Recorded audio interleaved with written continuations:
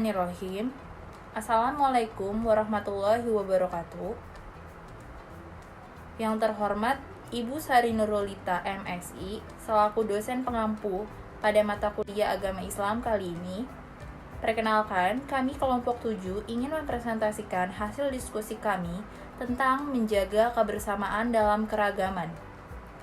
Perkenalkan, saya Sinta Nauli dengan NIM 17016200046 akan menjelaskan pengertian tentang keberagaman. Pengertian keragaman atau keberagaman. Menurut KBBI, keragaman adalah perihal beragam-ragam atau berjenis-jenis.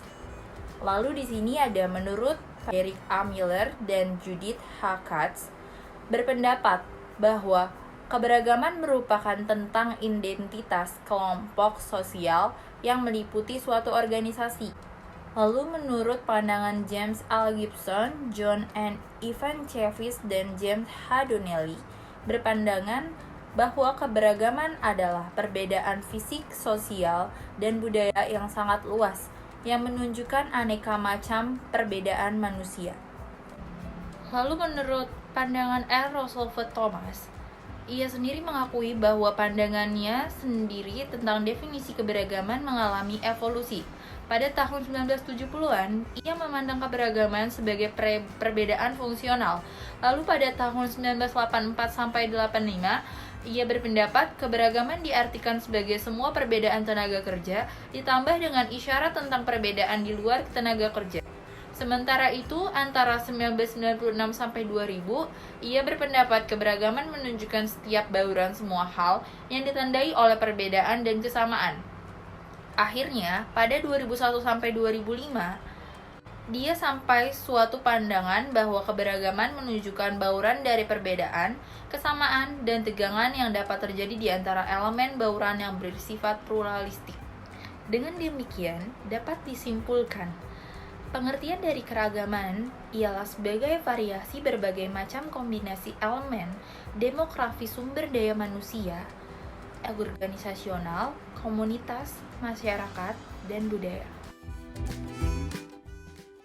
Perkenalkan, nama saya Amelia Febrianti dengan NIM 17016200051. Di sini saya akan menjelaskan tentang tantangan dalam keragaman. Ada 9 poin. Yang pertama itu ada individualisme. Individualisme ini dapat menjadi salah satu tantangan dalam keragaman karena setiap individu nantinya akan lebih mementingkan dirinya sendiri dibandingkan dengan orang lain. Nah, sikap seperti ini dapat menghilangkan salah satu budaya keragaman, contohnya seperti gotong royong. Yang kedua itu ada pluralisme, yaitu keadaan sosial yang hadir di dalamnya itu beragam suku, etnis, agama, dan kebudayaan. Pluralisme ini dapat memicu konflik, dapat memicu persaingan antar kelompok, maupun dapat memicu perpecahan. Yang ketiga itu ada kontras-kontras sosial atau kelompok-kelompok sosial.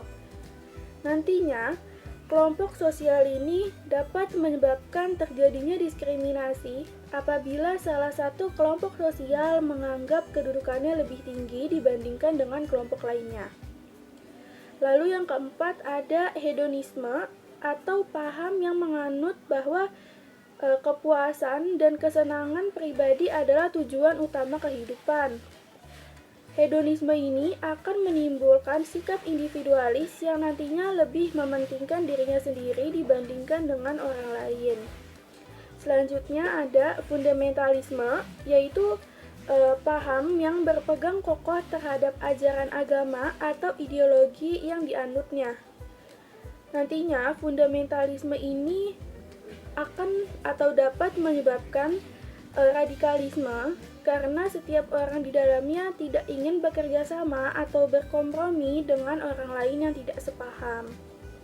Selanjutnya ada budaya multimedia yang tidak disensor dapat menyebabkan terjadinya perpecahan di berbagai suku, ras, atau agama.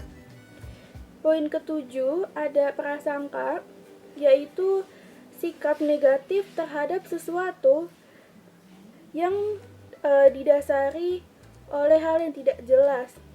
Prasangka ini dapat menyebabkan terjadinya kecurigaan di antara satu kelompok dengan kelompok lainnya, atau yang lebih parah dapat menyebabkan diskriminasi dan rasis. Lalu di poin ke-8 itu ada etnosentrisme, yaitu paham yang menganggap bahwa kelompoknya memiliki kedudukan lebih tinggi dibandingkan dengan kelompok lain. Lalu yang terakhir ada stereotip, yaitu penilaian terhadap seseorang dikarenakan kelompok sosial yang orang tersebut jalankan. Contohnya, orang Padang identik dengan sikap pelit, orang Sunda identik dengan sikap pemalas, dan lain sebagainya. Nantinya, stereotip seperti ini dapat menyebabkan sekat atau jarak di antara kelompok, tidak terjalin komunikasi yang baik, atau dapat memicu perpecahan di antara kelompok satu dengan kelompok lainnya. Perkenalkan, nama saya Dinda Mutiara Ramadan dengan NIM 1701620103. Selanjutnya ada cara menjaga kebersamaan dalam keragaman. Yang pertama, dengan mengamalkan Bhinneka Tunggal Ika. Bhinneka Tunggal Ika tertulis pada lambang negara Indonesia yaitu Garuda Pancasila. Bhinneka Tunggal Ika berasal dari bahasa Jawa yang artinya adalah berbeda-beda tetapi tetap satu. Semboyan ini menjadi panduan untuk bermasyarakat. Sebagai bangsa yang majemuk, tujuan kita berbangsa adalah mewujudkan cita-cita para pendiri bangsa yang tercantum dalam pembukaan Undang-Undang Dasar yaitu negara Indonesia yang merdeka, bersatu, berdaulat, adil, dan makmur. Tujuan nasional negara tertuang dalam alinea keempat, yaitu melindungi segenap bangsa Indonesia dan seluruh tumpah darah Indonesia. Kedaulatan, keadilan, dan kemakmuran serta tujuan memajukan kesejahteraan umum dirumuskan para pendiri bangsa. Maksudnya adalah negara Indonesia yang merdeka harus hadir dalam mewujudkan cita-cita dan tujuan kemerdekaannya. Contohnya, kemerdekaan pangan. Kemerdekaan pangan tak lepas dari ketahanan pangan dan kedaulatan pangan. Ketahanan pangan adalah ketersediaan pangan dan kemampuan negara untuk mengaksesnya. Negara dikatakan memiliki ketahanan pangan apabila masyarakat atau warga negaranya tidak berada dalam kondisi kelaparan ataupun ancaman kelaparan. Lalu yang kedua, saling menghargai keberagaman masyarakat. Hal yang paling utama dilakukan yaitu dengan saling menghargai. Dengan saling menghargai, maka akan memberikan manfaat yang baik dan tidak menimbulkan permasalahan yang memang tidak diperlukan. Jika saling menghargai satu sama lain, maka akan terasa sangat damai. Cobalah untuk bisa menghargai, baik agama, suku, ras, dan golongannya. Jangan jadikan hal tersebut sebagai perbedaan yang mendalam. Justru, sebaiknya bisa digunakan untuk membuktikan bahwa masyarakat Indonesia mencintai keberagaman. Dimanapun Anda berada, tetaplah memiliki rasa untuk bisa saling menghargai. Yang ketiga, yaitu membantu satu sama lain. Sejatinya manusia merupakan makhluk sosial yang memang membutuhkan satu sama lainnya, termasuk dalam hal menjalin keberagaman di Indonesia. Dengan membantu satu sama lain akan memberikan efek yang sangat besar. Terlebih, sesama masyarakat Indonesia memang seharusnya melakukan hal ini. Seperti saat mendapat musibah, maka bisa membantu saudara kita yang terdekat. Bersikaplah baik untuk tetap membantu lainnya. Jangan jadikan perbedaan menjadi sebagai alasan untuk tidak membantu. Tetapi, tetap berikan bantuan yang memang bisa bermanfaat untuk digunakan. Hal ini akan membuat pola kehidupan yang lebih baik. Selanjutnya, yang keempat, tidak saling menjatuhkan. Sebagaimana mestinya seorang saudara, maka tidak boleh untuk saling menjatuhkan. Terutama untuk membuat keberagaman di Indonesia tetap berjalan. Di negara yang lainnya, tentu tidak memiliki keberagaman yang begitu banyak. Memang tugas masyarakat Indonesia saat ini cukup berat, karena harus menjaga keberagaman ini agar tetap lestari. Yang terakhir ada saling menjalin kebersamaan. Baik dalam kondisi susah maupun senang, maka bisa untuk tetap menjalin kebersamaan. Jangan biarkan saudara yang di sana sedang kesusahan, maka tidak diberikan bantuan yang sesuai. Kita seharusnya memberikan penanganan yang tepat. Padahal saat ini sudah begitu banyak akses yang bisa dilakukan untuk menjalin kebersamaan. Tidak hanya pada kondisi senang saja, tetapi saat kondisi susah juga. Tetaplah menjadi bagian dari masyarakat yang memang siap membantu sesama. Jalin kebersamaan sesama masyarakat Indonesia. Jangan sampai kebersamaan ini hilang karena tidak ada jalinan kebersamaan satu sama lain. Jangan sampai keberagaman yang sudah dibangun sejak dahulu menjadi rusak. Mulailah dengan beberapa hal di atas untuk tetap menjaga keberagaman di Indonesia. Saya Najwa dengan NIM 1701620060 ingin menjelaskan konsep keragaman Islam. Yang pertama ada pluralisme. Pluralisme berasal dari kata plural yang bermakna banyak, lebih dari satu. Pluralisme adalah hal yang menyatakan jamak atau tidak satu. Seperti ungkapan pluralisme kebudayaan yang berarti kebudayaan yang berbeda-beda dalam suatu masyarakat. Pluralisme agama adalah terdapat lebih dari satu agama yang mempunyai eksistensi hidup berdampingan, saling bekerja sama, dan saling berinteraksi antara penganut satu agama dengan penganut agama lainnya. Atau dalam pengertian lain, setiap penganut agama dituntut bukan saja mengakui keberadaan dan menghormati hak agama lain, tetapi juga terlibat dalam usaha memahami perbedaan dan persamaan guna mencapai kerukunan dan keragaman.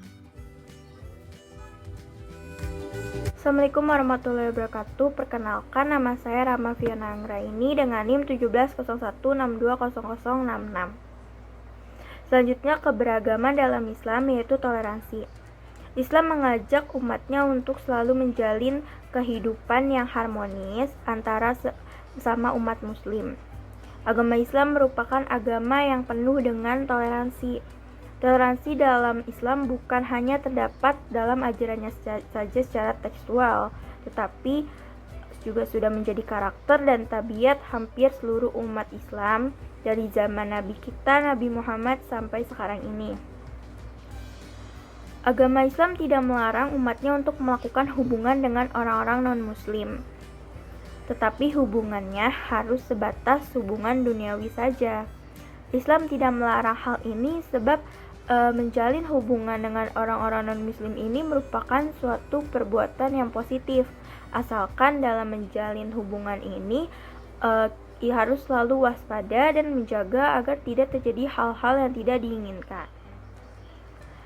Toleransi dalam Islam itu memang positif, tetapi dalam melaksanakan toleransi itu bukan berarti kita harus diam saja atas apa yang terjadi pada agama yang kita anut.